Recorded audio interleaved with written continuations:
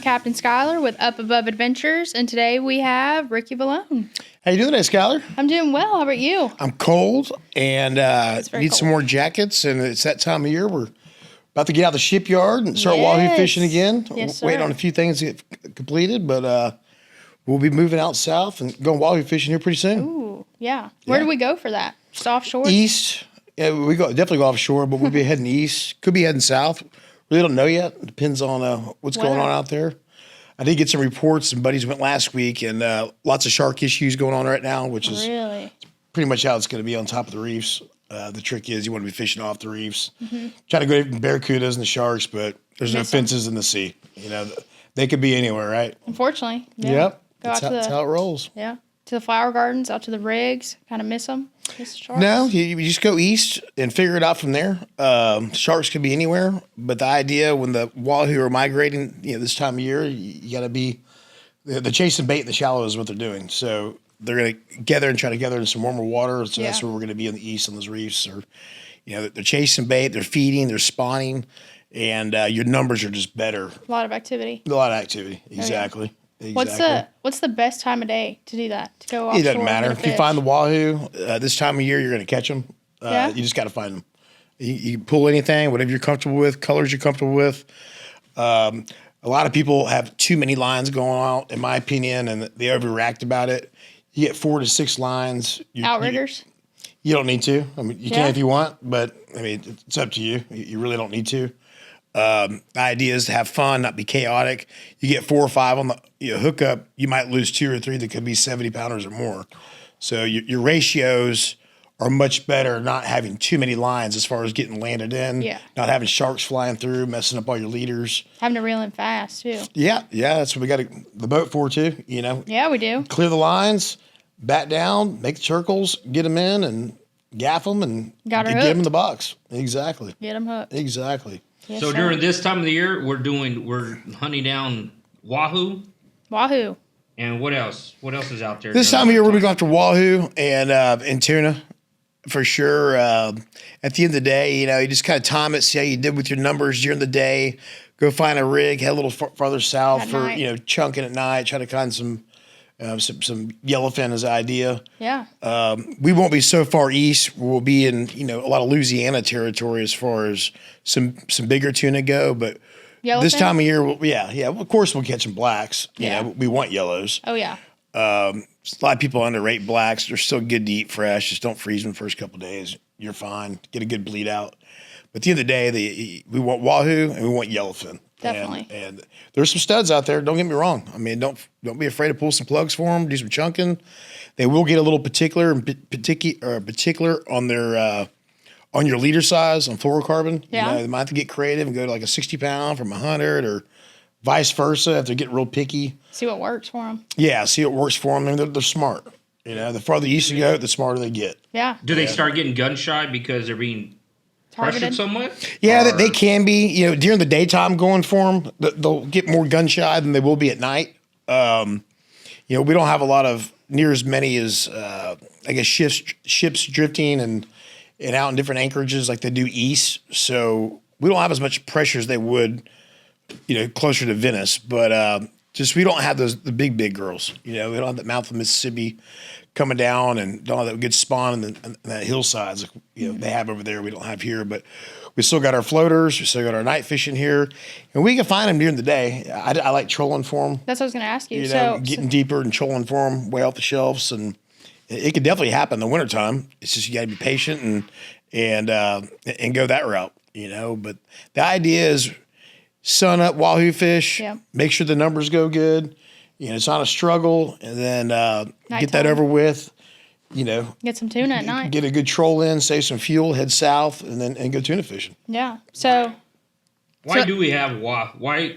What is wahoo doing? Why all of a sudden do they pop up during the wintertime? They're spawning and chasing bait in the shallows on top of reefs with warmer water where the bait's gathering, and your spring fall. My favorite times.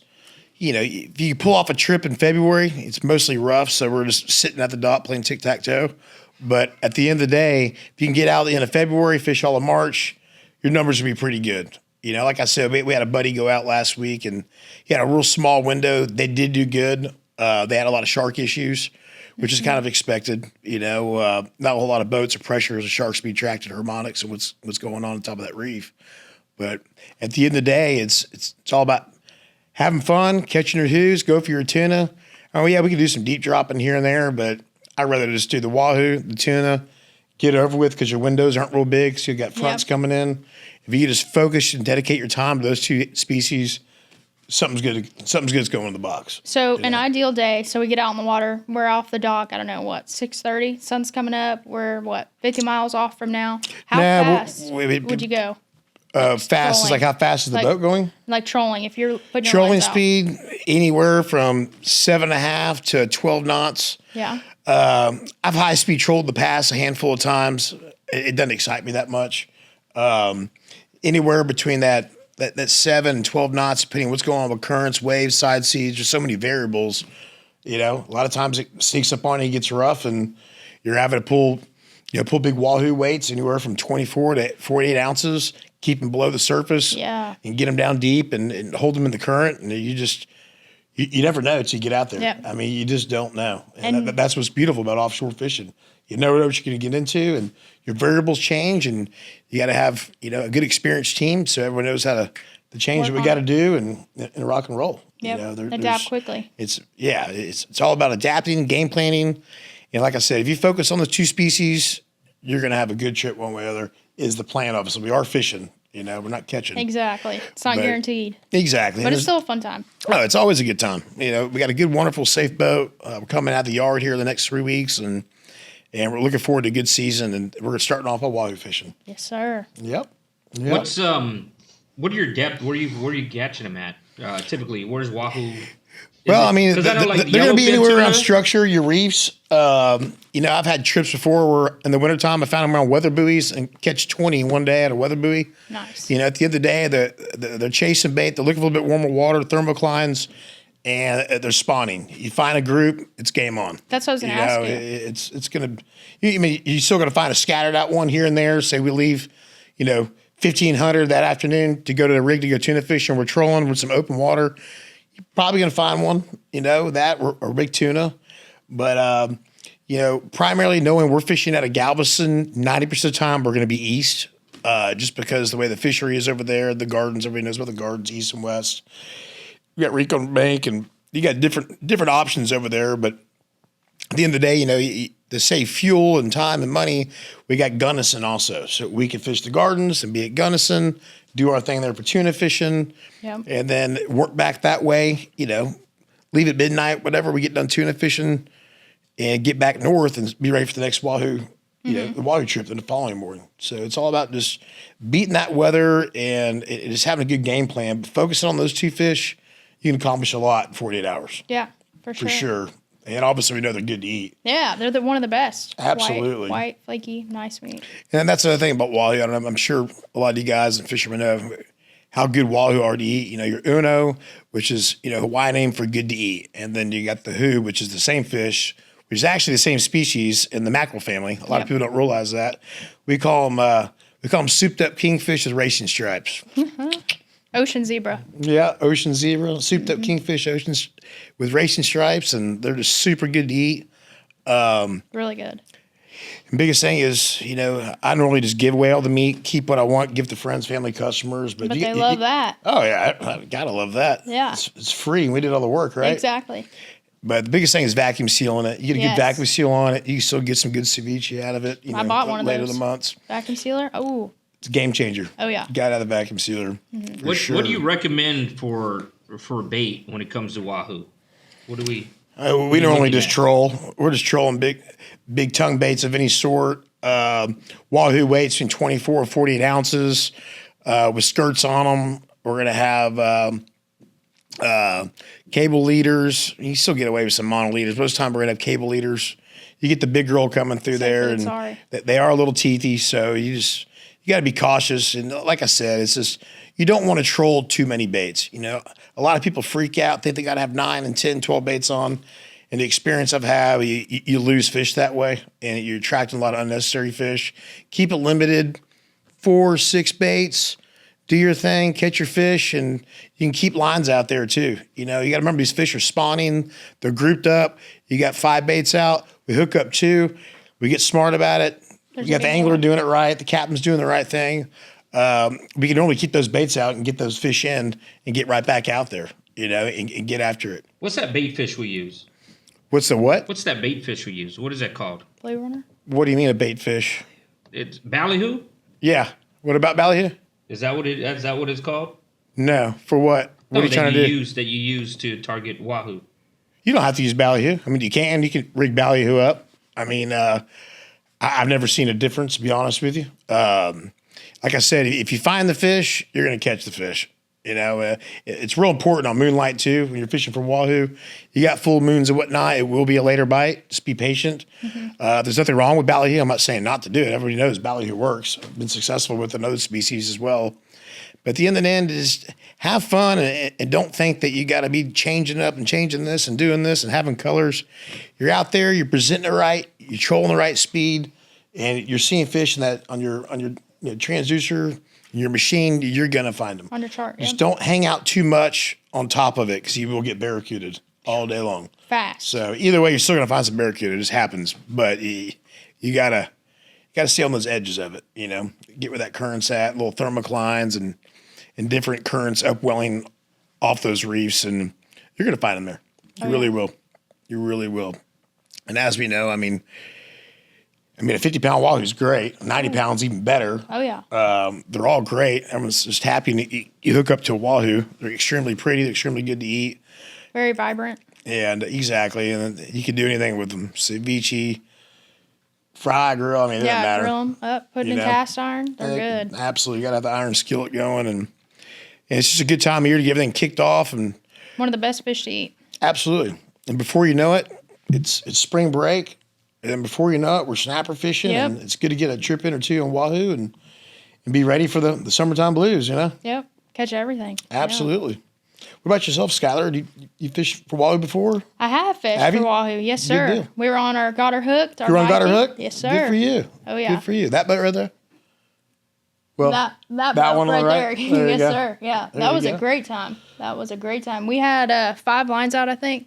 Did you? 5 lines out. I got on one. Reuben got on one. Marco and 2 other of our guys got on one all at the same time. Yep, there Reeled you go. them all in. All were there. No barracuda, no sharks messing with us. That's what it's Nothing. about. 5 That's on one time. What it's about. It was an awesome trip. We came home with 22 wahoo, and I think we had 6 tuna. That's strong. Oh, yeah. We won the side pot for the biggest tuna in the wahoo tournament. That's right. It was like a 73 or something. It was like, nature. What was it, Ruben? The tuna was 66.6. Yeah. So it probably was 75, lost a little bit of weight. Yeah. Yeah. It's a good fish. And it was all at night. Mm-hmm. The wahoo was really early in the morning. That. And we were there. We did what? I think we did a 48-hour, maybe. Maybe 36. I think we were closer to, 50, 48. It was a long trip, but the first day out was literally bite. And then the next day came around, it was a lot slower, and all the guys were like, what's going on? What's going on, man? And they're like, no, don't worry about it. We went over to the rigs, pulled out tuna, back to back. I even caught a jack, which was crazy. Jack Crevalle? Yeah. Yeah, those will kick your butt. Yes. And it's blast, but it'll kick your butt. Because you're reeling deep. When you're in that water at the rigs, you're not out Amberjack trolling. or Jack Crevalle? Crevalle. Okay. Because when you're trolling, you're reeling it in, right? It's deep a little bit, and you're just pulling the weight of the fish with the current of the water. When you're at the rigs, you're down. You're down, and you're pulling up, and you're not in that chair. You're nothing. You're reeling. Oh, yeah. And we pulled out jacks, tuna, and then, another one. We had a snapper. Obviously, it wasn't within season, but that was pretty cool. There you go. Yeah. So there's definitely a variety of fish out there, and when you get to the rigs, you got to reel fast. Those sharks are there, and they're circling. You can see them. Hook up and get out of there, kind of like AJ fishing away sometimes. Mm-hmm. And then, did y'all get to eat any while you're out there on the boat and cook it and all that? Yes, That's my favorite. Yes. Get it real cold. It's pretty hard to beat. It literally needs nothing. Nothing. No. You just throw an iron skillet. It's fresh. Flip, and you're done, and slice it up and spread it out. You know. Yeah, it was fresh. It's by far my favorite. I love wahoo. Absolutely love it. Y'all said that was a 50-hour trip, plus or minus? It was, almost there. It was definitely fun. It was so fun. Good for y'all. Yeah. Good for y'all. Mm-hmm. Anything else exciting happen while you're out there? Ooh. See any whales? We saw a lot of pretty sunsets, which is obviously a good thing to see. There was a lot of people out there because it was a tournament. There you go. However, we saw Roger Krager. Saw him out there. Oh, yeah? That was cool. A lot of boats were out there, and it's very competitive, especially during the tournament season. But That winter wahoo tournament. yep. Yeah. Yes, sir. But we came home with a lot of fish, a lot of good memories, new friends. There you go. Definitely something to rebook again, to think about. It is fun. It's just that when that window opens, you got to go. You gotta go. It's hard to gather a bunch of people last minute. Y'all know how that is. And No time to think. Weather's there, go. at the end of the day, it's just a blast. It is. It could be a little cold, so you want to gear up, have your right gear and whatnot. And Bring too many jackets and not enough. exactly. Rather have it, need it not have it. Exactly. Yeah. Yeah. Any exciting plans this summer for offshore fishing? Tons. Yeah. Tons. We're going to go on Got Her Hooked, get some fish, get Yeah. some snapper. There was talks about going and seeing what else was out there as far as other places. Louisiana here, going out to Flower Gardens, rigs, just kind of testing the waters where we want to Right. go. Spread out a little bit, do something different. Yeah. Yeah. Yeah. But it should be a lot of fun. Absolutely. It's kind of neat when you change up the routine, blue Yeah. water fishing. You get rip charts, you see your You've been there, different done that. chlorophylls, and you've been there, done that. You go to different spots and try different things, and good things always come out of it. The crew gets to see something different, Yeah.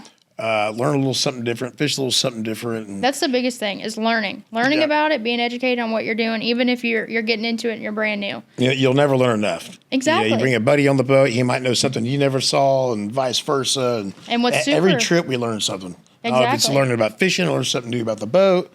Someone's your always team. learning something, and of course, we love teaching our customers and Definitely. whatnot on Got Her Hooked. If they got questions, we're there to help. A great Yeah. crew.